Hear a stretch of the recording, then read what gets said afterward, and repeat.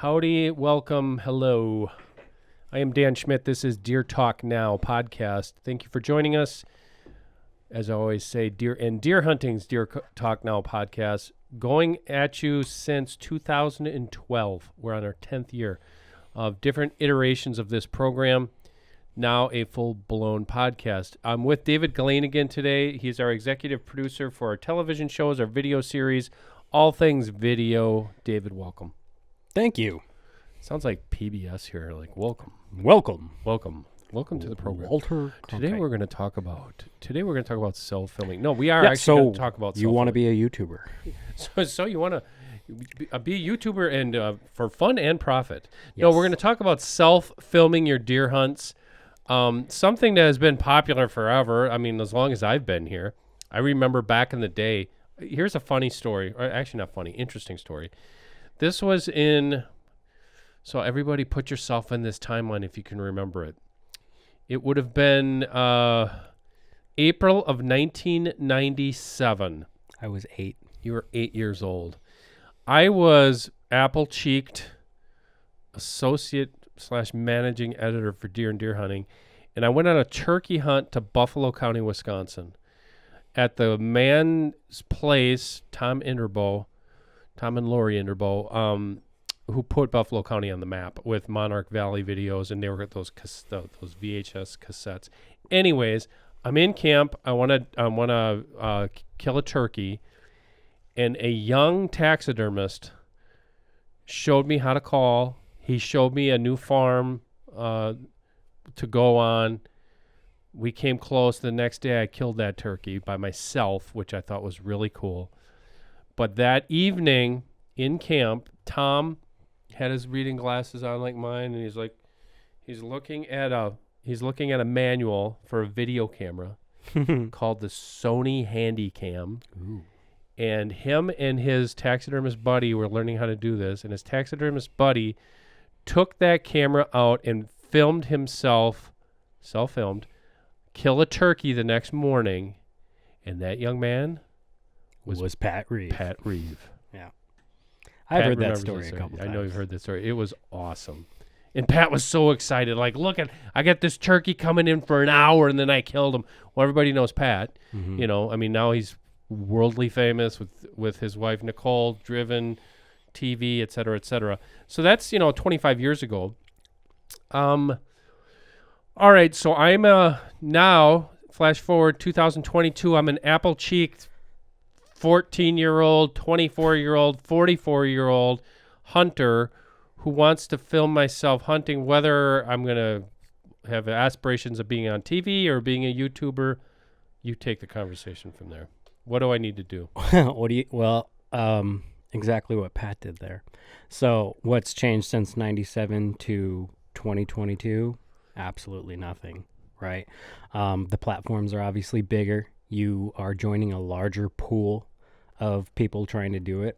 At the end of the day, it all depends on how bad you want it. Now you're talking about doing this professionally. I'm talking about trying to do this professionally, which is, I would argue, what a lot of guys who self-film would like to see happen someday. Okay. They aspire to. Some do it just, recreationally as a hobby, and that's fine too. But I look at it more from a technical standpoint as to overcompensating with camera gear if you're trying to just self-film, relying too much on the equipment to try to produce a good quality video. But at the end of the day, it boils down to what Pat did or what Lee and Tiff did living in a garage. At the end of the day, it boils down to how bad do you want it, right?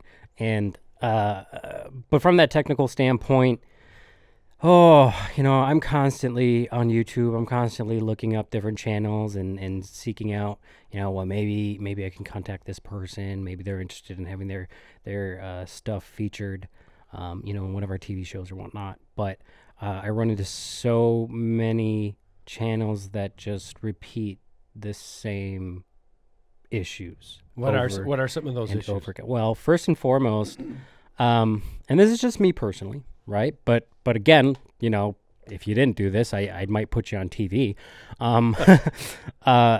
So many guys out there are kind of, they bought into the DSLR craze for self-filming, which I think I would never do it to myself. What right? is it? Just educate everybody. What is a DSLR? Well, DSLR is just, it's a camera, interchangeable, more cinema style. They're meant for photography, but nowadays they're making them more and more for video, like the A7 III, or Sony is really kind of honing in on that video side of things, in my opinion.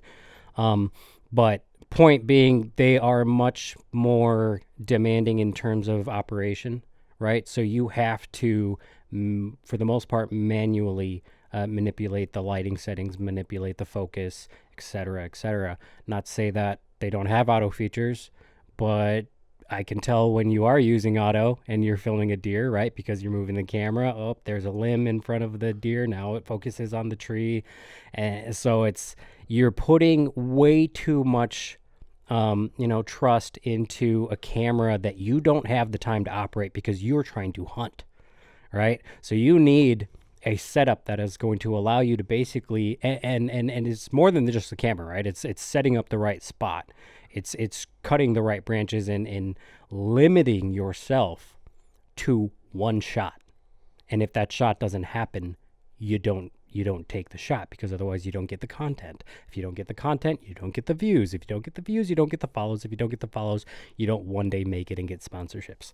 It's a matter of guys just, they focus too much on, I'll put it this way, Terry Boder, who trained me in the industry, he gave me the metaphor of sizzling steak, right? They're focusing too much on trying to get the sizzle that they're not getting enough steak. That's a good point. And the thing about it too is, are people too hung up just on that kill shot? Yeah.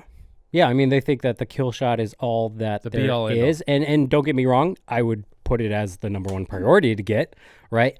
But if you're self-filming and you're not getting cutaways of yourself, you're not getting, the process, the story, then you're not going to have that much engagement, right? People want to see the entire process from start to finish for the most part.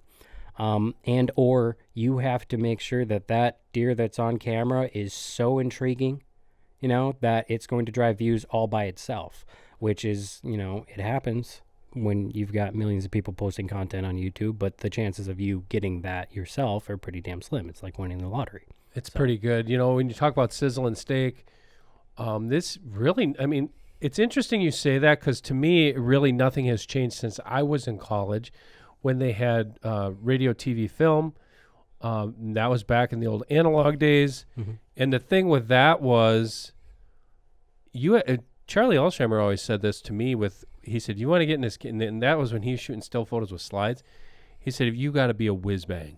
Mm-hmm. You have to be a whiz bang with this camera, and meaning that you have to know f-stops and apertures and all that. Right. I'm like, okay, I don't want to do that.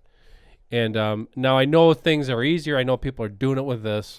They're doing it with their cell phones, and there's a lot of successful YouTubers doing that. Mm-hmm. And some of the more authentic ones, I would say, let me get your opinion on that, but I would say some of the more authentic ones are unapologetically shooting it with their phones, but giving you the content. Right. As opposed to, here, I learned this cool little thing I can do with my camera. Right. It's quality of content, not quality of image. Granted, yeah, you want it in focus. You want it to be decent light out. Those are just the basics. But do you need a $5,000 camera with a $2,000 lens on it so that your YouTube channel stands out? No. You're just never going to make that investment back. So let's break it down a little bit. Just talk. Let's start with, let's say there's a person out there who's listening to the podcast. They're an aspiring videographer that, let's say they want to just make YouTube videos. Just want to make YouTube videos. I want to build my YouTube page. From a video aspect, what advice would you give them there?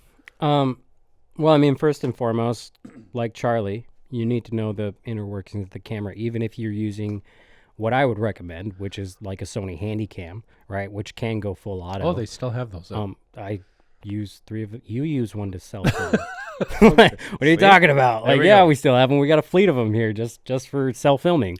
But first and foremost, educate yourself, right? If you haven't gone to film school and that's something you're interested in doing, at minimum, go get a 2-year degree in it if you want to do this professionally.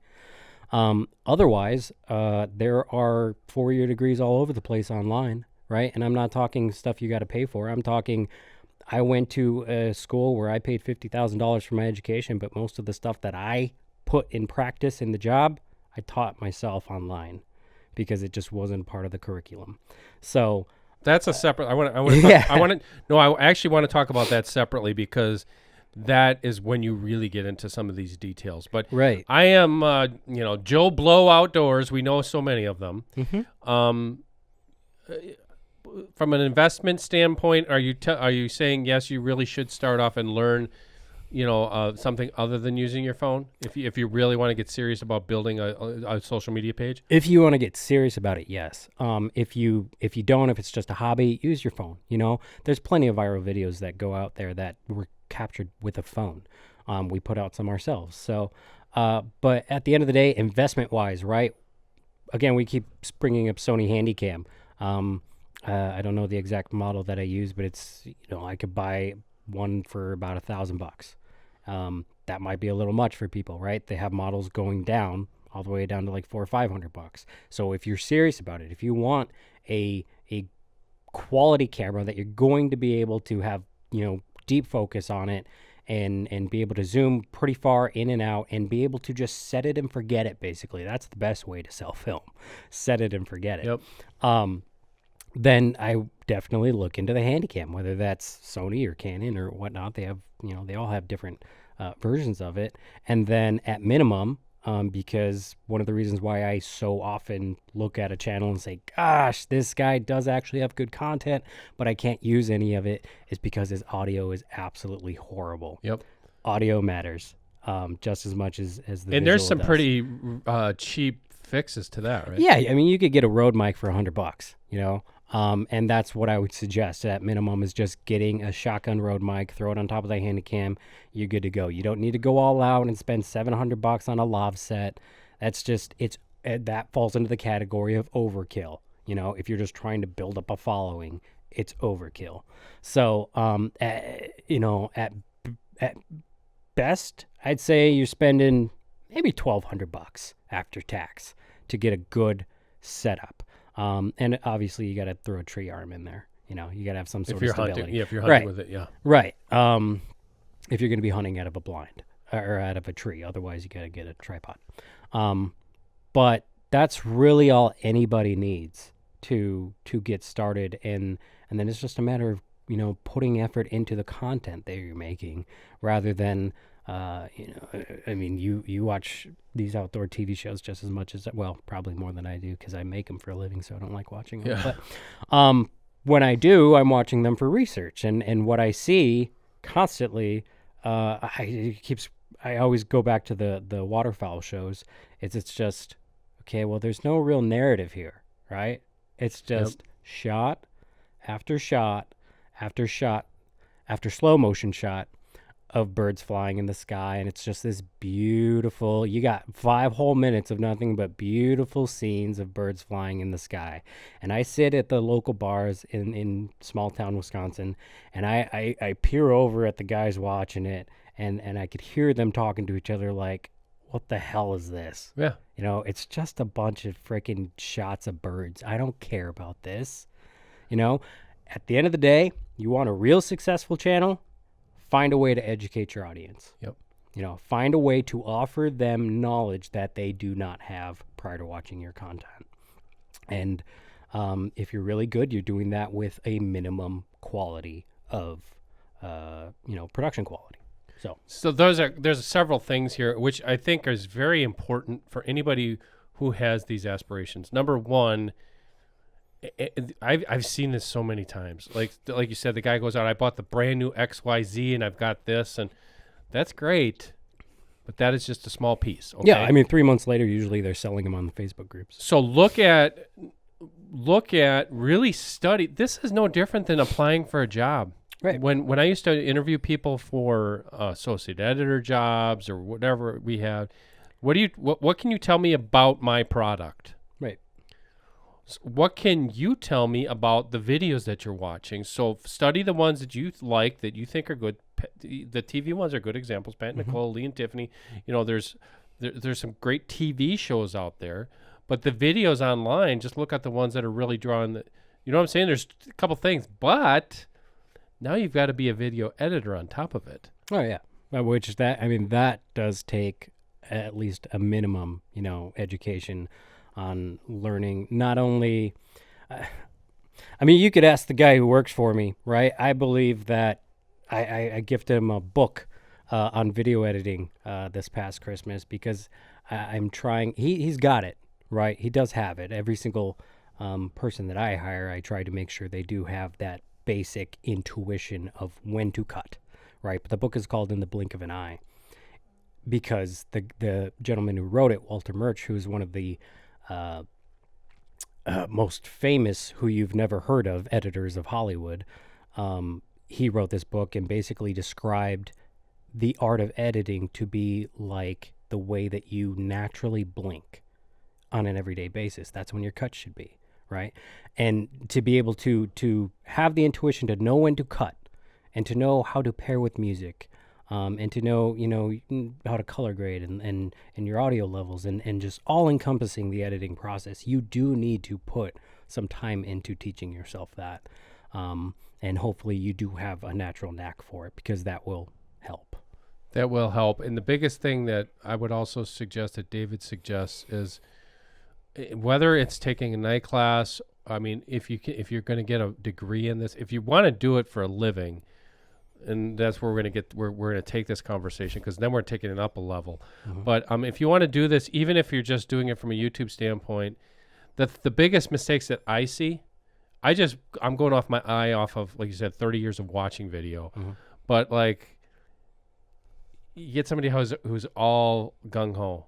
I love to hunt, man. I want to film my hunts. Okay, that's great. I got some great footage of me killing stuff. Okay, that's cool. Mm-hmm. But then they come out with Joe Blow Outdoors. Right. And here it is. It's like, okay, they're teaching themselves. Nothing wrong with that. But they think they have to follow some formula. And it's like, okay, I look at the video on YouTube.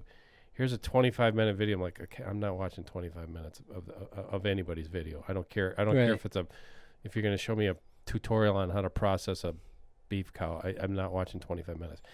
So that's number one. Number two is like, oh, we came up with this cool intro. Yeah, that's great. But after the first video, I'm never watching your intro again, ever. Mm-hmm.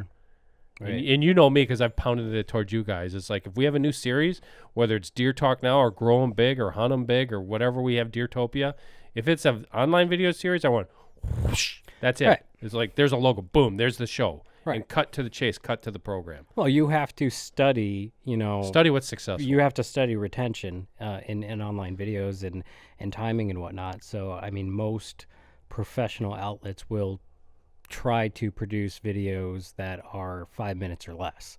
Yep. Arguably even 1 minute or less, because those have the longest retention rate. But it's not to say that, heck, we post these podcasts online and they get pretty good views, right? Yeah.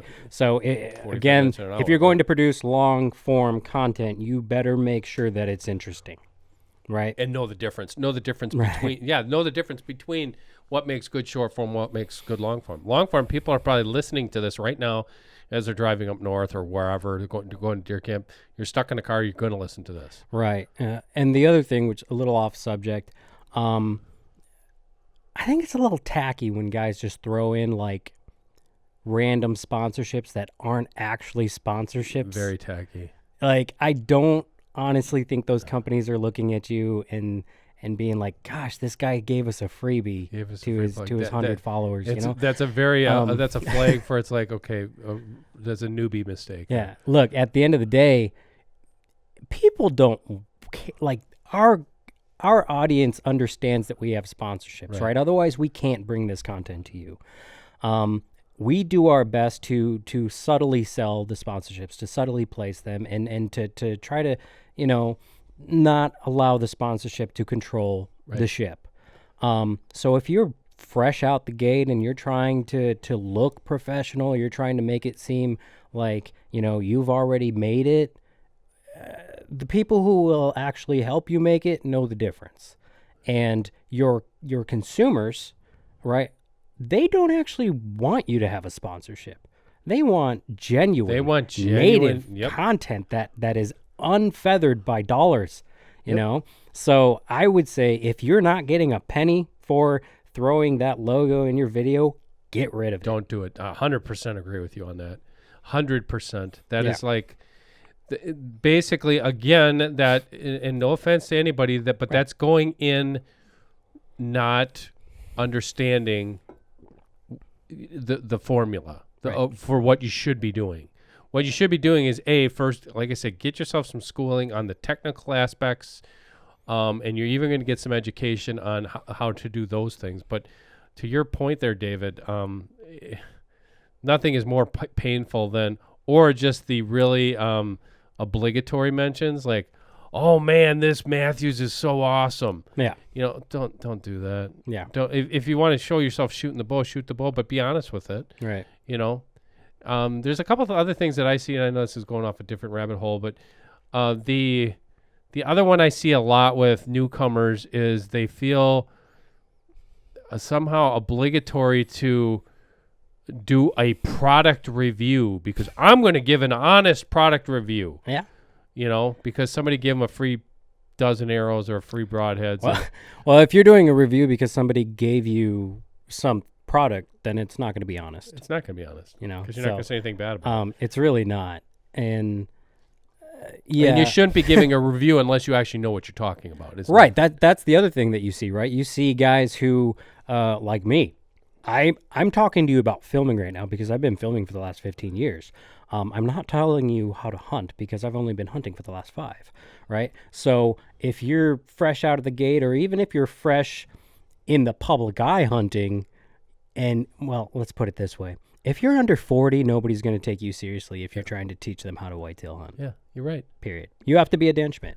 Well, you have to, and I'm not me, but you have to. You have to have authority. You have to have my proven... book that I wrote, Whitetail Wisdom, wasn't my wisdom. That was the wisdom that I got from Charlie Alsheimer, Dave Henderson, Bryce Towsley, Gary Clancy. Basically, I went in there. Charlie reinforced this to me, but it's something my dad told me and something that I grew up, and I think it's in a famous book. Honor your elders. Yeah. Listen to your elders. Just listen. You don't have to be the expert.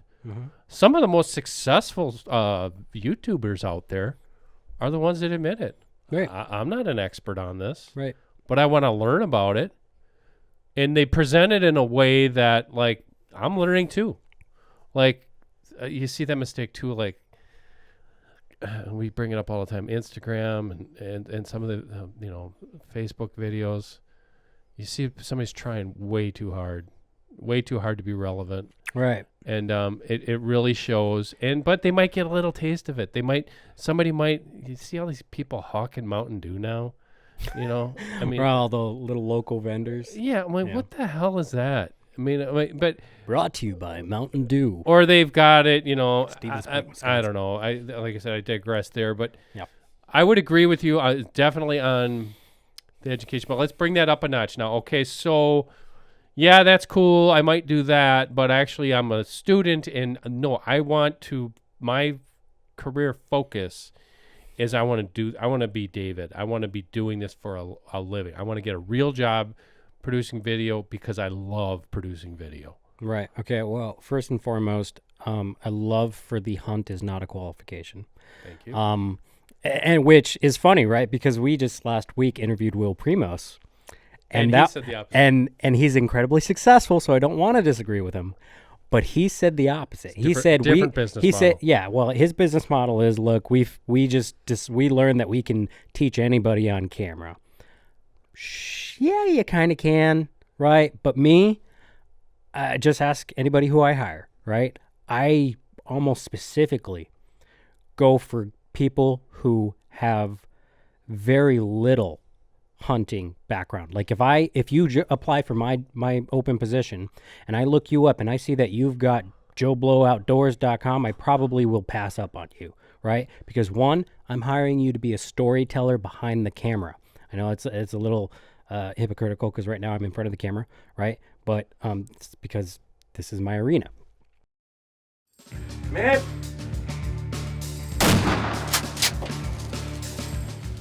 Okay, guys, we're going to take a break and we're going to show some love for one of our sponsors, and that is HuntStand. I've been using this for a couple of years now, and I'm not a technology guy, but this is extraordinarily helpful. It has really taken my hunting game to the next level, especially for scouting and especially understanding how deer are behaving the way they're behaving on a particular week or month on the properties I hunt. So I'm going to give you a couple examples. There's so much packed into this app, I'm not going to be able to tell you about them today. You're just going to have to take a look at it for yourself. I have the HuntStand Pro version. There's two segments here that are extraordinarily helpful. The one, I mean, there's a lot, but the one is the property info. Yes, there's a lot of apps out there with property info. This one will show us precise property lines, and this is especially important when you're hunting near on small properties and near public land. That's just one example. The big one that I use, there's two actually. One is called the Hunt Zone. This one has saved me many times. Basically, it's a zone that you put over the top of your hunting property. It will show you real time how the wind is affecting or how the wind is blowing predominantly on that particular day. The weather is really nice because it's going to tell you the barometric pressure, the wind, visibility, gusts, cloud cover, precipitation, humidity. That's big. But also you can go to, there's a Solunar tab.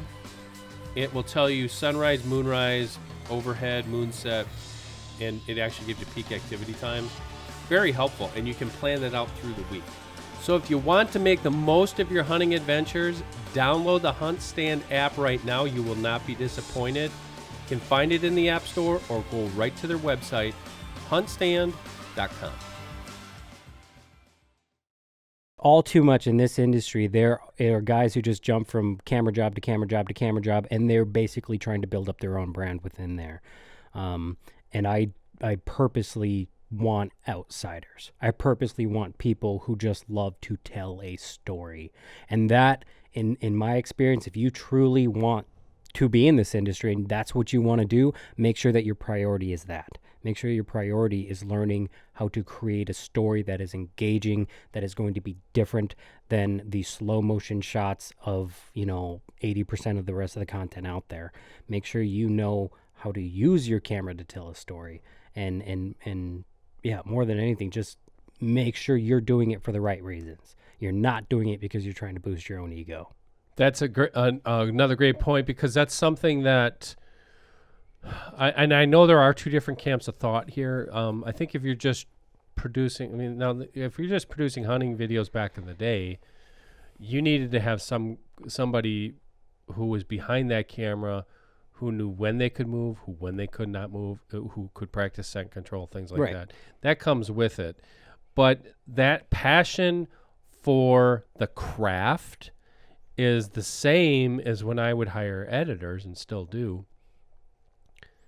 Your passion for words is going to try. I can teach you what a Fleming is, and I can tell you about the difference between communal scrapes and whatever we're talking about, those terms.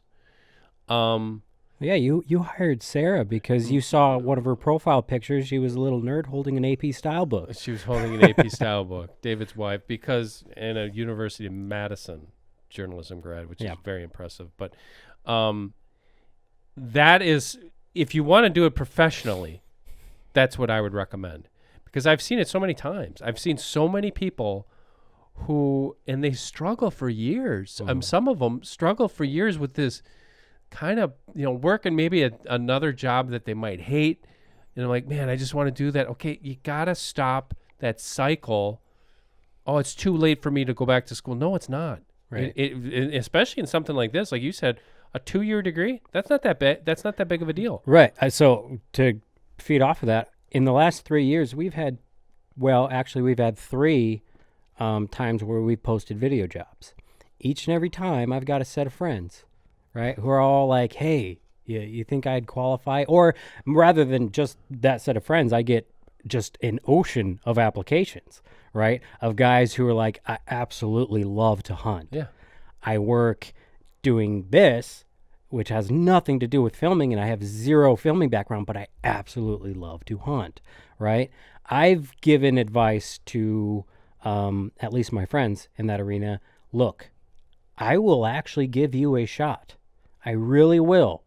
But you have to just go get that basic education. You have to go get it. And that takes it back to how bad do you want it? How bad do you want it?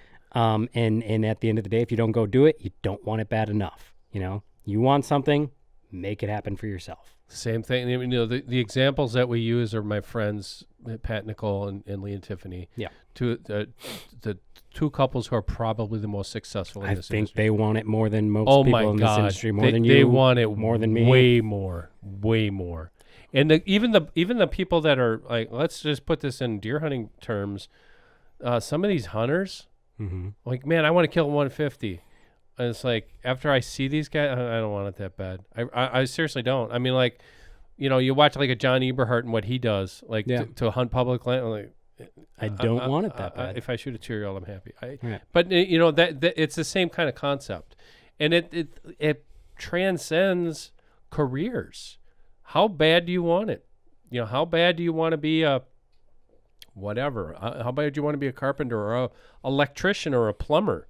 Those guys a lot of those guys have to go and get certain qualifications and things like that. And it's like, okay, now I can make really good money because I got whatever certification to do whatever. Yeah, and it's the same kind. It's the same thing. The other question you have to ask yourself is, do you really want it, right? Because if you want my job, say goodbye to hunting. Yeah, for the most part. Yeah, I mean, sure, you're going to be in the tree.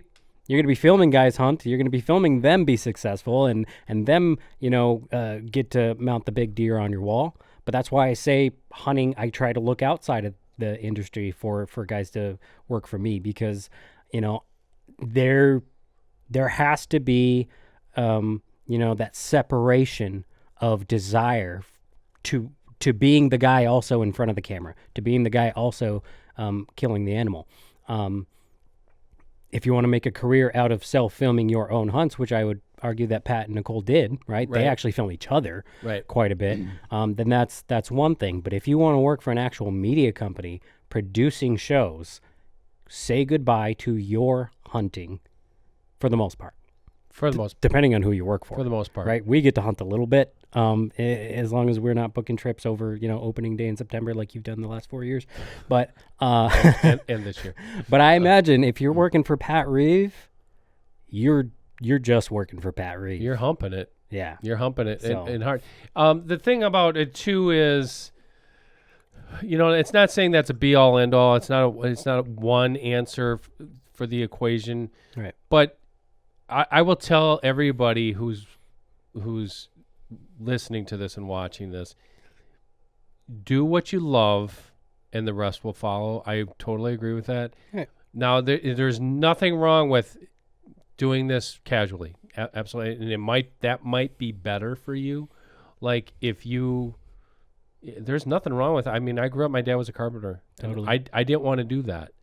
But I know a lot of guys who are carpenters, who work at the foundry, who do other things, who work really hard, but they love their hunting so much more because it didn't become work. Right. So there might be a point where you're like, you know what, I just want to do this for myself and have fun. So there's nothing wrong with that at all. I want to just make that point clear that, but we do get a lot of people that say, no, seriously, I would like to do this. I would like to either, on a small scale, or, like we said, if it's social media or YouTube, or on a larger scale where they actually want to have a career, because there might be somebody in college like, I don't even know what I want to do, but there's something to be said about really enjoying the topic. Right. Well, I mean, you have to understand that everybody in this industry has got some background in another field. Yep. You're a writer. I'm a video producer. A lot of guys on camera are wildlife biologists. They went to a lot of school Yep. to get their PhDs first, and then they got into the industry. So, You don't just fall into the industry. You really don't. I mean, unless you know somebody, right? But Very few. Okay, I've told the story a million times, but I kind of fell into the industry. You did. I spent 4.5 years covering sanitary district meetings, spot news, photos of people getting killed on the highway, police beats, school board meetings, you name it. To learn that craft, which at the time was writing and editing. Mm-hmm. And it could be simple with a video. A lot of video people we know who might have started off in network news or something like that. That's what I did. I mean, back in Omaha, I was a backpack journalist, overnight journalist, seeing the worst of the worst type of crimes and crashes. And I mean, that, as much as I don't miss it, it trained me quite a bit for this job to be able to capture unforeseeable action in the moment, and know your camera well enough to do that and get it right. To hit the evening news. Okay, so we're talking about taking it to the professional level. I want this to be my career. I want this to be a full-time job. You talked a little bit about college. You talked about maybe a 2-year school or something like that. Is for this type of work, is a 4-year degree like antiquated now, or is it? Well, or is it still in the mix? No. So, if I were to limit my applicants to a 4-year degree, I would very rarely hire anybody, right? That's what I got, and I found a lot of value in it. My degree was kind of different, though. I actually had incredibly little hands-on camera experience in my college. Mine was all theory and understanding framing, and I studied philosophy and just still shots more than I actually studied video. But I think that kind of in your mind builds up the ability to be a better storyteller in the long run when you understand how people of the past have done it before you and their inspirations. So for me, I'd love it if every single applicant had a 4-year degree, right? But nowadays, most guys go and get a 2-year degree at a community college, or they go to like an accelerated school, which there's nothing wrong with that. School is what you make of it. Whether or not you find worth in school nowadays, it's really easy to not be worth it nowadays. But I think it's entirely up to the individual, right? How much do you pay attention to? How much do you go above and beyond and teach yourself even more than you're being taught in the curriculum? Where I do find issues sometimes with these not younger schools, but these smaller schools, like the accelerated ones. And again, I've got one graduate sitting to the right of us producing this podcast and another who's on his way to be a part of the team. But what I've found is that most of the applicants, they're being given, $15,000, $20,000 red cameras. They're being given the latest and greatest technology that Hollywood has to offer, and they're being taught how to use it, and they're being told this is all you need for the real world. That cannot be further from the truth unless you happen to be the 0.5% that make it in the movie business. And right? Understand that. Right. Understand that, and don't get in that first job and forget my language. Right. And bitch that you don't have the equipment that you need. Right. Oh, equipment. Yeah. So, I mean, again, my education was barely focused on equipment at all. If you're a good enough storyteller, this really is all you need. Yep. Nowadays, especially with all these, right? So, he's pointing to his phone. Yeah, especially in the outdoors. I mean, I've had, $5,000 FS5s in my backpack as I'm climbing over a barbed wire fence, and then I trip on the fence and I land right on the FS5, right? What do I do in that situation? You have to be a good enough storyteller to grab the only camera you have left and produce a full 30-minute TV show with it. Yeah. Right? So many of those schools nowadays do not teach you how to do that unless you take the initiative to teach yourself. Take the initiative no matter what you do, and that would be my advice for any student who's listening to this. The other thing that I would add to that, those insights that David just gave, would be something I did not listen to when I was younger because we didn't have many prerequisites in high school or college, very few.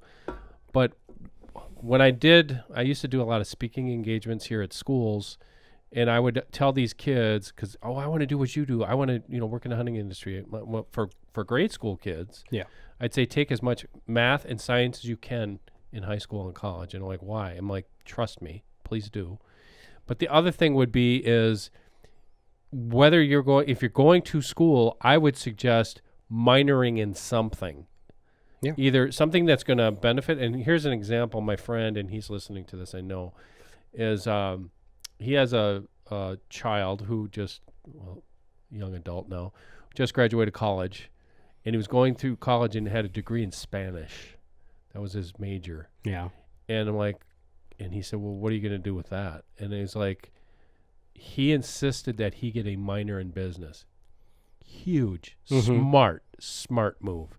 So if you were doing that, like you said, if you're going for a 4-year program, if you got a minor in business and you had a degree in, I don't know what they call it now. They called it radio, TV, film when I was in school. Yeah.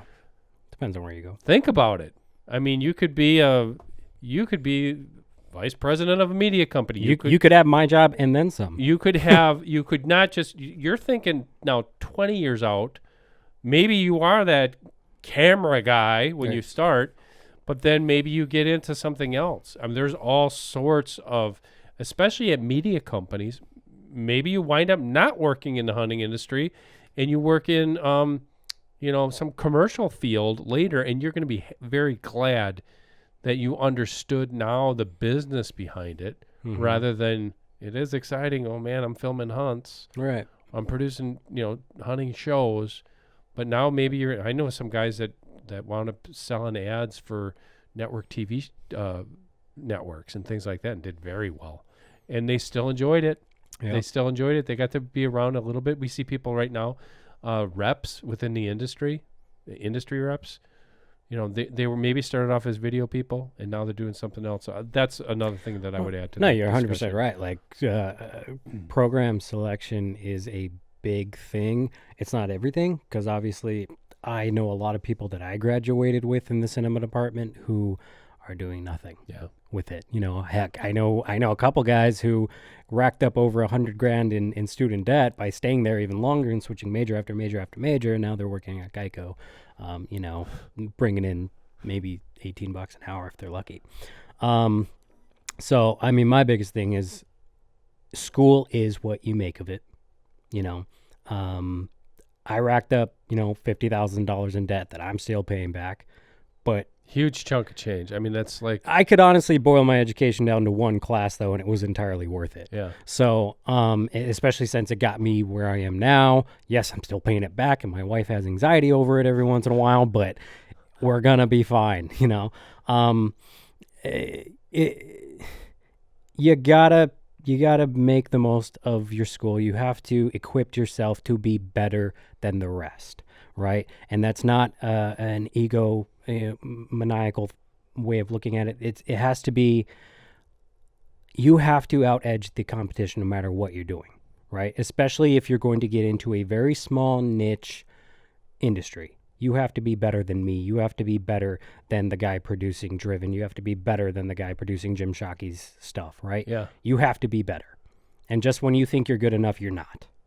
So, that said, at the same time, you have to temper your ego coming into it, right? Because as you know, we've gotten some applicants in the past whose egos, I think I remember the guy's name. I won't say it, but we offered him a certain salary, knowing that it was just a couple grand under what he wanted, right? But it was a test. It was, okay, well, let's see how he handles this. Will he come back? And he came back, right? Like, how dare you, gentlemen, offend such a skilled professional as myself, and signed it, the XXX. If you boys really want to start talking business, give me a call, like, and this guy, like, he'd been at like one outfit before that. Thank you. Like, dude, you're nobody. Yeah. So that's a Simpsons episode where Mr. Burns was part of the Stonecutters, and he was like, like 50th in line. He's like, patience, Monty. Climb the ladder. Yeah. You know, Ian liked that one. I was going to add to that. Another story from back in those days. Mm-hmm. Probably told this story too, but when those guys first started off, with Pat and Lee both started off separately, individually.